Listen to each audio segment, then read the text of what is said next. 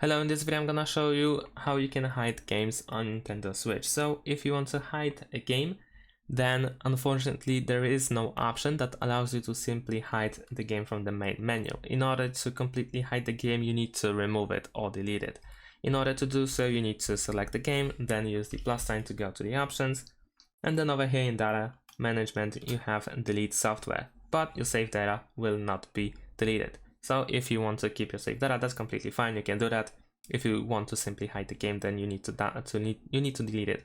However, as you may already figure it out, if you later want to get the game back, you need to re-download it. And in addition to that, if we go to our profile, then we should still be able to find our game in play activity. So also make sure that you remove the game from play activity. In order to do so, we can go to our profile, then go to user settings, and then we have play activity settings, and then we have delete play activity over here.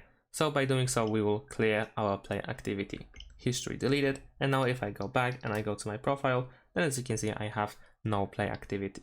So this is how you can fully hide the game if needed. But at the same time, if you want to get the game back, you need to re-download it. And that's it. Thanks for watching. Leave a like and subscribe to my channel, and see you in my next videos. Bye.